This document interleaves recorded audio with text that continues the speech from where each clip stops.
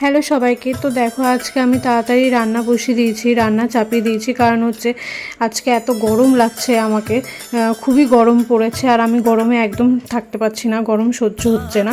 কি বলবো, সূর্য মামা তাড়াতাড়ি উঠে যাচ্ছে, তার জন্য ওকে ঠান্ডা অবস্থায় থাকাকালীনই রান্নাবান্না করে নিতে হবে আমাকে।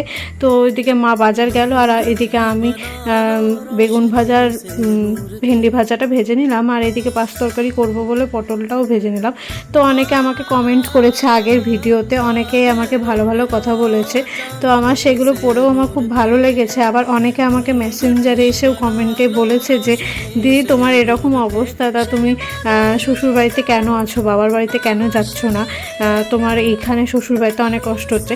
সত্যি কথা বলতে আমার শ্বশুর বাড়িতে কোনো কষ্ট হচ্ছে না আমার, তাকেই আমি বলছি যে আমার শ্বশুরবাড়িতে সত্যি কোনো অসুবিধা হচ্ছে না। দেখো একটা মেয়ের সংসারে তো সমস্ত রকম কাজ থাকে, তাই না? আর আমি শ্বশুরবাড়িতে সেরকম কোনো কাজ করতে পারি না। হয়তো আমি যেটুকু কাজ তোমাদেরকে দেখাচ্ছি সেইটুকুই মনে হচ্ছে বিশাল অনেক কিছু করে ফেলছি, তো সেটা না। আর এমনিতেও কেউ যদি বাবার বাড়িতেও যায় কেউ নিশ্চয়ই বসে থাকে না। আজ যদি আমি আমার বাবার বাড়িতে চলেও যাই, আমার চোখের সামনে যদি আমার মা কাজ করে, তো আমার তো সেটাও খারাপ লাগবে, তাই না? আমি আমার মাকেও সাহায্য করব, আমি আমার মাকেও হেল্প করব। তেমনই যদি আমার শাশুড়িও কাজ করে তাহলে আমাকেও শাশুড়িকেও সাহায্য করতে হবে। তো সেইভাবে তোমরা সেই নজরে তোমরা নিও না। তো আর এমনিতেও আমার বর আমার শাশুড়ি যথেষ্ট আমাকে কেয়ার করছে। তো আর যেখানে আমার মা বাবাই বলেছে যে তুই ওখানে থাক, আর আমার মা বাবাই জানে যে আমি শ্বশুর বাড়িতে ভালো আছি, সেখানে তো কোনো যাই আসে না। আর সত্যি কথা বলতে প্রেগনেন্সি অবস্থায় যত কাজ করবে তত ভালো, কাজ করাটাই ভালো। হ্যাঁ, এমন না যে ভারী কোনো কাজ করা যাবে না, অবশ্যই আমি ভারী কোনো কাজ করি না, যেটুকু করার সেইটুকু করি, যেটুকু আমার শরীরে নেয় সে ততটুকুই করি, তার বেশি কিছু করি না।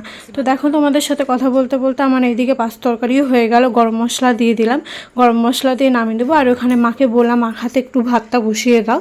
তো মা এদিকে আখাতে ভাতটা বসিয়ে দিয়েছে। ওই আখার কাছে এত গরম, আমাকে তো এখানে এক মুহূর্ত থাকতে দিল না। মা তাড়াতাড়ি করে বললো যে এখানে এক মুহূর্ত থাকতে হবে না, তুমি নিশা তাড়াতাড়ি উপরে যাও, গরমে একদম থাকতে পারবে না। তারপরে আমি একটু ঠান্ডা জল খেয়ে নিলাম, কারণ ওখানে এত গরম লাগছে। দিয়ে এসে আমি পাঁচ তরকারিটা নামিয়ে এখন ডালটা ছুঁকে দেবো, কারণ ডালটা করলে আমার হয়ে যাবে, বাদবাকি সব রান্না আমার কমপ্লিট হয়ে গেছে। তো আমি তাদেরকে বলছি আমি কিন্তু কোনো খারাপ মাইন্ডে কাউকে কোনো কথা বলিনি, আমি কিন্তু ভালো মাইন্ডেই বললাম। তো দেখো একটা মেয়ের সংসারে সবারই কাজ থাকে, এমনটা না যে কেউ বসে থাকে, সবারই কাজ থাকে। আমিও ওই কাজটাকে নর্মালিভাবে নিচ্ছি। আমি যেদিন ইচ্ছা করে সেদিন মন করে সেদিন রান্না করি, যেদিন ইচ্ছা করে না সেদিন রান্না করি না, সেদিন আমার শাশুড়ি মাই রান্না করে। আর বাবার বাড়িতে গেলেও যদি আমি বসে থাকি, আমার মা যদি আমার সামনে কাজ করে তাহলে আমাকেই করতে হবে, তখন নিশ্চয়ই আমি বসে থাকবো না। আমার মায়ের কাজকর্ম দেখে আমিও তখন মাকে সাহায্য করব, তাই না? তো আমি ব্যাপারগুলোকে এইভাবেই নিই। তো দেখো সংসার মানেই সবাইকে মানিয়ে নিয়ে থাকা, তাই না? এমনটা না যে একা একা থাকতে হবে বা একা একা খেতে হবে, একা একা পড়তে হবে। সংসার জীবনটা অনেক বড়। আর যাদের কাছে সংসার জীবনটা মনে হয় যে না আমি একা থাকলে ভালো থাকবো, বা আমি একা একা চলবো, একা খাবো পরবো, তাহলে আমার জীবনটা, আমার টাকাটাও বাঁচবে, আমার সমস্ত কিছু বাঁচবে, আমি তাদেরকে বলছি সেটা একদমই ভালো হবে না। যতদিন তোমরা মিলেমিশে একসাথে থাকবে ততদিন দেখবে তোমার একটা বল থাকবে, একটা নিজের সাপোর্ট থাকবে। তাছাড়া যত তুমি একা থাকবে তত বেশি তোমার নিজের মনের ভিতরে নানা রকম চিন্তাও থাকবে, যা ইচ্ছা তাই মুখের ওপরে, যা ইচ্ছা তাই মাথায় উল্টাপাল্টা চিন্তাভাবনা আসবে। সেই সবের থেকে আমি বলবো মিলেমিশে থাকাই ভালো।